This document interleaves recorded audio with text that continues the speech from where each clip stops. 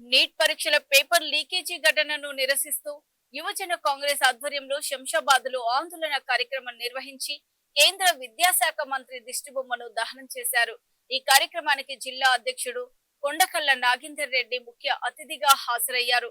ఆయన మాట్లాడుతూ గత 10 ఏళ్లుగా దేశంలోని వివిధ ప్రాంతాల్లో పలు పోటీ పరీక్షల పేపర్ లీకేజీలు జరుగుతూనే ఉన్నాయని విమర్శించారు. కేంద్ర ప్రభుత్వం ప్రతిష్టాత్మకంగా నిర్వహించాల్సిన నీట్ పరీక్ష పేపర్ కూడా లీకేజీకి గురి కావడం దురదృష్టకరమన్నారు. విద్యార్థులు వారి తల్లిదండ్రుల జీవితాలతో ఆటలాడుతున్న బీజేపీ ప్రభుత్వాన్ని ప్రజలు ఎన్నటికీ క్షమించారని తెలిపారు.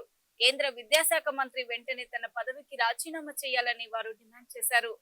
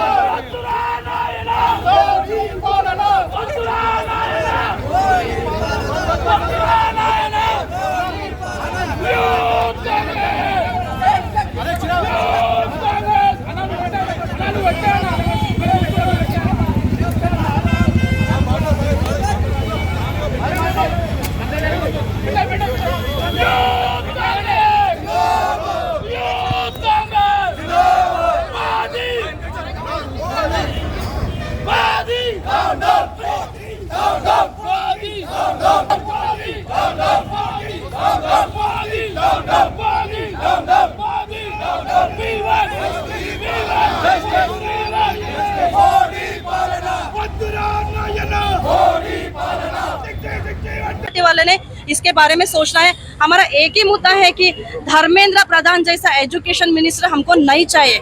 आज तक जो मैंने अभी परसों 4-5 डेज बिफोर एग्जाम हुआ 22 लाख नीट पेपर का स्कैम होता है, पॉलिटिशियन रिजाइन नहीं करता है, लेकिन कर्नाटका में 2 मिनट्स एग्जाम को लेट से गए हैं, उन लोगों को कुछ नहीं है, एग्जाम को भी उनको एंट्रेंस में नहीं दिया है।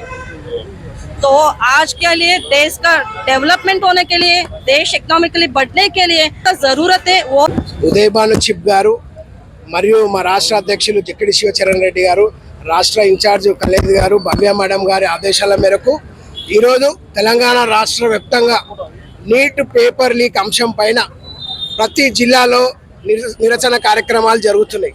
ఈ కార్యక్రమాలు దాదాపు కొన్ని నెలలుగా జరుగుతున్నాయి. ఎందుకంటే తల్లిదండ్రులు ఎంతో కష్టపడి పిల్లలకి ఈరోజు విద్య కోసము లక్షలు ఫీజులు పెట్టుకుంటూ చదివిపిస్తుంటే ఈరోజు విద్యార్థులు ఆత్మ బలిదానాలు ఆత్మహత్యలు చేసుకుంటారు. ఏదైతే నరేంద్ర మోడీ గారు, అమిత్ షా గారు రాష్ట్ర వ్యాప్తంగా బడాబాబులకే మద్దతు తెలుపుతున్నారు. ఈరోజు విద్యార్థి లోకం, యావత్ జాతీయ విద్యార్థి లోకం రోడ్ల మీదకి వచ్చిందంటే ఈరోజు పేపర్ లీక్ల వల్ల.